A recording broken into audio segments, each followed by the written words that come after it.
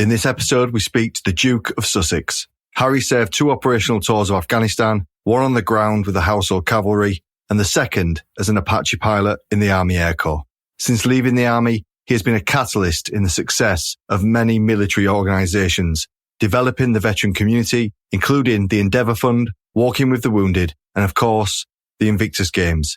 He's been an advocate for societal change regarding mental health, supporting Time for Change, Heads Together, and the upcoming HeadFIT project. He's also a Team Rubicon grey shirt and grafted alongside other veterans in the aftermath of the devastating 2015 Nepalese earthquake.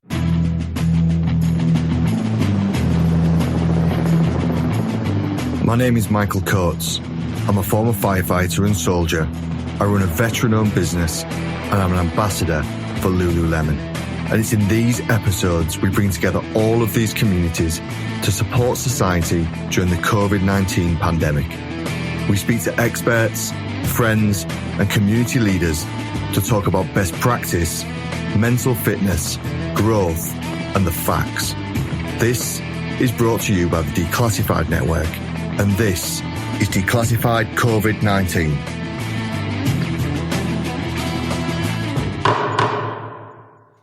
Harry, how did you initially get involved with Team Rubicon UK? Oh, wow, Michael, that's a hell of a question. I can't even remember how long ago it was. Starting to show my age, but I think it was at least 4 years ago now. I managed to not so much have my arm twisted, but previous to a trip to Nepal after the earthquake, as you mentioned in the very kind sort of entry there. I was really keen to be able to get out on the ground and go and see as many of the Gurkhas and their families as possible, and to go and visit as many of the communities that have suffered so badly. And once we'd finished, or the program had been put together, it was about a week program. And then at the end of it, it was like, well, what can we do afterwards? We need to do something. I really want to go and see the country, because invariably on these visits, we never really get to see the whole place and actually go and have nice conversations with the community without cameras being in the way. So I think it was through Wisey. I'm sure he would claim take the benefit, the kudos for it. But through numerous people, they said, "Look, Team Rubicon is a fantastic organisation. You'd be perfectly suited for it. A bunch of veterans who've got nothing better to do, and just really want to give back and really want to continue to serve and do what they do best." And it wasn't wearing a pink shirt; it was wearing a grey shirt, which was always a bit of a winner. And people from all around the world, from the US, from Canada, from the UK. So it was an easy decision for me, despite the fact that the end of the week trip in Nepal, I was absolutely exhausted. So it was probably the last thing that I really wanted to do. But the moment that I got there, mixing in with the guys again, you just have that hole filled again. That gaping hole that everybody feels once you have to hang up your uniform. And the banter was there, got to meet some new people, got to see some familiar faces. And at the end of the day, you're all trying to do the same thing, which is use your skill set and use your experience and your training to fix problems, to make people's lives better, and to work together as a team. So in that sense, it's kind of perfect for all of us. Personally, did you feel like you'd been making an impact during that week? Yeah, I mean, definitely. I think the most sort of impressive part of it was being able to actually see the improvements that you're making. Look, I have no problem admitting that working with a couple of the Gurkhas there, you've never seen anything like it. These guys are like running down a hill, picking up 10 bricks, sticking them on their head, and running back up again. Meanwhile, I'm standing there like sweating in the sun, struggling with severe DMV, going, "How are you guys doing this? This is nuts." But I wasn't the only person that was standing there scratching my head going, "I literally don't know how you guys do this." But yeah, it's, we built a school, or we rebuilt a school in a very short space of time. I was only there for about 4 or 5 days with the guys. But it's incredibly fulfilling being able to do good, really. It's, as I said, like you sign up and you join for a particular reason. And for one reason or another, that comes to an end. But any opportunity to be able to continue to serve and continue to have that impact, to make a difference and have a bit of a laugh at the same time and meet new people that's kind of what it's all about. It's a community in itself. We've also got Rich Sharp with us, CEO of Team Rubicon UK. Rich, what is Team Rubicon UK and what's the current situation of what's going on? Yeah, so I mean, Team Rubicon UK is an international disaster response organisation. But what makes it different is we're powered predominantly from the veteran community. 70% of our people served in the military. And Harry was there with Wisey at our founding moment. Wisey is one of our founding fathers. And since then, we've gone through many iterations of professionalising it. And what we do now is we get into the very hardest to reach corners of disaster zones around the world, because we've got people with this incredible skill that when they come outside for whatever reason, like Harry was just saying, it's not always put to the best use. So we give them the opportunity to fill that hole, that desire to serve that dragged us to the military in the first place, and put it to use for people that have just suffered the worst day of their lives. So that's what we're built around now, is the very hardest to reach places around the world. And we weren't necessarily planning, well, I don't think anyone was planning for a pandemic on this scale here in the UK. So 2 weeks ago, we had to make a very quick pivot. We were working with the government on mission analysis of the problem, and it became so apparent that our people could add huge value here at home. And not just the people we already have in Team Rubicon, but the wider veteran community. We started providing strategic coordination, working with the British Red Cross. We deployed with not enough people and not enough money, and luckily BlackRock has come in to help us out with that. And we quickly scaled the operation, and we're now working with Standing Joint Command, which is the military contingency. We're working with the Red Cross. We're doing some very sensitive stuff, supporting mortuaries around the UK, emergency feeding, emergency logistics of hospitals, just repurposing that veteran skill. But it's not just the hard skill. It's like Harry touched on, these people are built to serve. It's in their DNA. So when we made a call for veterans, and these are difficult tasks, when we made a call for veterans, we've had 3,000 already, and they're rolling their sleeves up for the most difficult tasks. They're really the thick end of the stick, and it's humbling to watch them do this for nothing, again and again and again. Harry, you've been part of some organisations, especially the infancies of and Invictus really is the one that I kind of touch on here, where people have been at their lowest ebb. People have been at their darkest hour. They've come out with humour. They've come out with a real fighting resolve. Why are veterans, especially those in the last kind of 20 years, why are veterans perfect to support society during a pandemic? And I'm thinking things like skills and values and ethics. Why are they an ideal demographic? Oh, I don't know. I'm sure someone else could answer that question more specific. But to me, I'm continually impressed, having spent 10 years serving, into seeing what individuals wearing the uniform and not wearing the uniform, and their families, don't forget, the wives, girlfriends, and the husbands, and the kids as well. Like the military community is a very, very special place, and you only really understand that when you're part of it. I think for me, once you make that look, everyone signs up for different reasons. Some because you have to, some because you choose to, and some because maybe you're just bored and you want a different experience in life. And that you certainly get. But I think the training and the skills that come from that, and certainly the values that's instilled right from the beginning of that process, is something that it's done so well. It must be done well, because I certainly feel as though it's part of me, and I know that it's part of everybody that I've met that's ever worn a uniform. And it doesn't matter whether you're 18, 19 years old, or you're 99 or 100 years old. You are still that person that wears that uniform. And I think the most powerful piece is that for so many years, especially before Iraq and Afghanistan, those that served wouldn't necessarily be recognized in Civvy Street. For one reason or another. Maybe there was a few troublemakers, after a few beers down in the local town outside the garrison. But the moment that these young lads started going on operations, it became sort of like, I don't know, lots of people say that joining the military is like the university of life, and I think it really is, because the life experiences that you get in such a short space of time not only grow you up, but they turn you into what I think is an exceptional human being. Because the people that I meet, I have so much respect for the choice that they made, as I said, numerous different reasons, but the way that their families operate and the way that their kids behave at school and at home, it's these values that basically come so broadly across the whole family.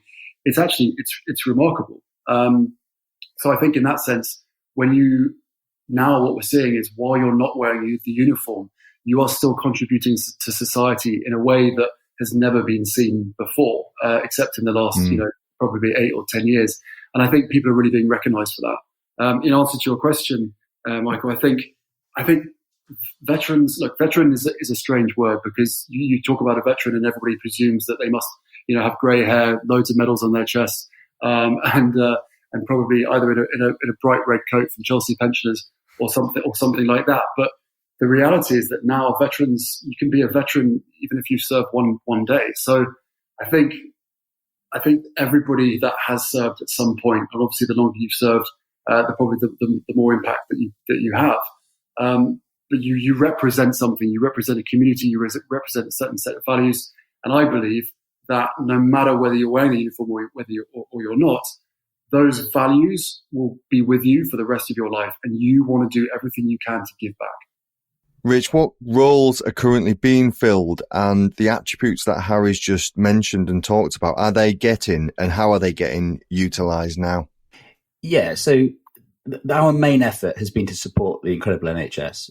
We've been watching the most unbelievable committed service to this country by doctors, nurses, respiratory physios, and it was clear that we had to do everything we could to support that. That there has been a big issue around mortuary handling, and we've stood into that. There's been the need to help with logistics at hospitals. There's been the need for feeding. Whatever we've been able to do to support the NHS, we've done. And we haven't been reaching into the specific skills of the veteran or the ex-service person. It's, Harry just worded it beautifully. We're looking for the values. We're looking for what drove you to the military in the first place, because it's the ability to drop into a team and align behind a set of common goals and values. It's not about yourself. It's about the outcome, and you do it together. That's what we're looking for. And that's what's come into play as I'm watching these teams do incredible work for our communities, because they drop into a team together within seconds and minutes. And it's like they've known each other their whole lives, and they're comfortable in uncertainty. They're finding out the real details of the task as they're turning up on task, and they're not moaning and chimping. They just lean into it. And I don't look at the veteran community with rose-tinted spectacles. We're not all excellent. We have a variety of different people, and veteran is not a catch-all term. But what I am watching is the very best of what the military gave us. And it's that ability to put other people before ourselves and pull together around a common mission and a set of goals. And regardless of what tasks we're doing at the moment for the NHS, that's what's coming to the fore. As we start to spread into the wider vulnerable community over the next few weeks, as more people become vulnerable because of this situation, we'll be doing house visits to people that have been isolated. We'll be helping with phone calls, so it's not all the heavy lifting tasks. It's just putting other people before themselves. Will that tie into our wounded, injured and sick community then? Will ring in people that are vulnerable to make sure they're not lonely? Could we tie in something along them lines? Yeah, absolutely. And I'm talking to Paddy Nicol, who Harry obviously knows quite well at the Invictus Foundation, about how we can bring the WIS community into this next phase of the operation, where it's not about lumping and dumping. It's about some of the softer side of the operation, where they could do it from home or they can do it from a desk, whatever they need to do. Harry, we talked earlier on about the Invictus Games really briefly, but we've also in the introduction, we mentioned Endeavour and walking with the wounded. We've briefly just mentioned our WIS community then as well. What I've heard you speak about before is the role of role models really, and our veteran community being role models in community. Can you elaborate on it and why that's so important? How do I even try to keep this as short as possible? I think for me, what I've said in the past is, this was before I became a parent myself, but for all the sort of the mums and dads out there who probably sometimes struggle to see who the role models are, the appropriate role models are for their kids, I always say that the military community, especially the WIS community, are, to me, some of the best role models that a parent could ever wish for. And I've had some people say, well, you can't say that, but are you therefore trying to, encourage people to go on active service? It's like, well, no, because a vast majority of the WIS community got injured or became ill or sick away from operational service. I think, and then the other part of that is, when we look back to the Olympics and the Paralympic Games, when once again the military were asked to step up, and sure enough they did. Some people say, well, that's the decision that you made. You made the decision to sign up. Therefore, if you are told to step up and give your weekends away and do all the volunteer work or put yourself in harm's way and go on operations, then that's a choice that you made. But you're right, it is a choice that we all made. But I can safely say that every time an individual wearing uniform or not wearing uniform does something good or does something to give back to his or her community, for me, that is a selfless act. And it's, touching on exactly what Rich said, it's about selflessness rather than selfishness. And I think in today's culture, in today's world, we need more role models that are willing to put others ahead of themselves. And I think, again, being part of a unit, being part of a team, being, certainly for me, wearing a uniform that was the same as everybody else, it kind of makes you feel totally equal, but at the same time makes you want to do everything you can for the person on your left and the person on your right, whether that's on operations, being shot at or blown up, or whether that's back at home, and throwing yourself out of the car to go and help with a road traffic accident, whatever it is. So for me, anyone who's ever worn a uniform, anyone who's ever served for a period of time and has had that experience of being part of a really sort of tight-knit team has so much value to give. And, from the Ministry of Defence perspective and from a government perspective, you pour that much money into the training. If someone's going to get injured and then going to end up their career sooner than expected, surely you want to get them back into society, back into their community, still operating the same way that they were, because that's what we want. To some extent, I would love children to think, yeah, I've got this amazing role model in my community. His name is, whatever, and he's a swimming coach. And the fact that they served for 10 or 15 years in the army, or any other of the services isn't even part of the conversation, because they don't know that. As far as they're concerned, it's just an amazing role model of which they eventually start to realize, oh wow, this is where it comes from. So yeah, I think it's just an amazing bunch of people, and I'm so proud to be part of that community. Yeah, I mean, you just mentioned there actually, kind of the equivalent. So when you're in and you're functioning, and then when you get out and you function the same. Well, actually, if you look at many in the community, they're actually growing and developing because of their service, and sometimes because of their injury as well. I mean, there's a great video of you eating popcorn and Dave Henson's little one stealing popcorn out of your tub. And he's a perfect example of that. Like, the growth and development that he's expressed and shown since his service is phenomenal. He's much more high functioning than he was. Since he actually left, Dave's a classic example of someone who's grabbed life by the balls, and sport has played a massive part in his recovery. And not everyone seems to forget, but a lot of people who don't necessarily have a greater understanding, is the fact that this isn't just about the individual. This is about the whole family. You can't just give handouts to these people. That doesn't fix their problem. They want everyone to know that they are still the same individual. And in some cases, in fact, most cases that I've come across, they are far stronger and a far better person in a weird way than they were before. And some of the experiences that they've had because of their injuries has literally made them, exceptional people. And you're touching on the NHS. Fine, a lot of those people would have had military experience, but a vast majority haven't. But now more than ever, they are working as a team, being able to put the other person before themselves. And in this case, all of them are putting themselves ahead of their own sort of safety, I guess, for all of our well-being. And I think it's remarkable. And I just want to say a huge thank you, as we all do, to all of the NHS workers and everybody that's volunteering, because up and down the UK, whether it's from Dorset up to Staffordshire, there are literally hundreds of thousands of people volunteering. It's a very British thing, we know that. But this is, once again, just reading a Guardian article about the impact that this is making, where some people are putting their names forward and they're getting upset that they're not being used because there are so many volunteers. It's such a wonderfully British thing that we all come to help when we need it. Rich, the reports that you're getting back from the Team Rubicon volunteers on the ground, do they feel like they're making an impact? And in fact, are they making an impact?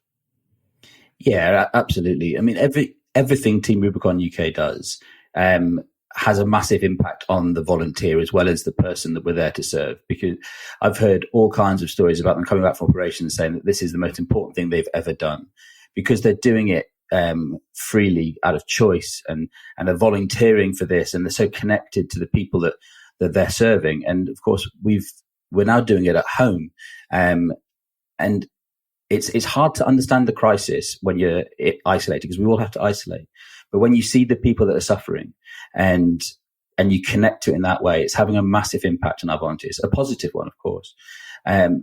Picking up on something Harry said a couple of moments ago, and I'm not just copying Harry. I did actually mention this on a podcast with you a little while ago. But, he talked about living up to their choices, because we chose service, and service ended for us in a variety of ways, good, bad, indifferent. But you often have to live up to your choices when it's all going wrong. And the NHS staff at the moment are living up to their choices every single day, and they are delivering throughout the 24-hour cycle. It's incredible. And it's the same for the people that have stood forward for Team Rubicon UK here and other charities. They've chosen to walk into this. They've chosen to walk towards the problem, and not just the easy part of it. They are living up to those choices. And that's, to me, that's just another great example of what the veteran community is. When the chips are really down, when it really matters, they can live up to those choices and they can walk towards them. And they come away from it feeling hugely pumped, positive, because they're useful again. That thing that drove them when they were 9, 10, 11, 12, whatever it was when they joined the military, is back front and center. This is their purpose, and purpose is so important. And I'm incredibly proud that TRUK can give those people the opportunity to find that purpose again in the service of others. Harry, from military service to volunteering, and you can keep this as brief or as detailed as you wish, do you feel that serving and service is good for our well-being? Oh, 100%. I would challenge anyone to say otherwise. I think I consider myself incredibly fortunate to have the experiences that I did over those 10 years service, because of the people that I met, the places I went, the experiences I had. I think, touching again on what Rich says, because we all think the same. It's about purpose, belonging, meaning, giving back, all of these things. And, it's such a shame that the military community has been reduced so much, because I think not everybody, but I think a vast majority of people benefit from the experiences that they have.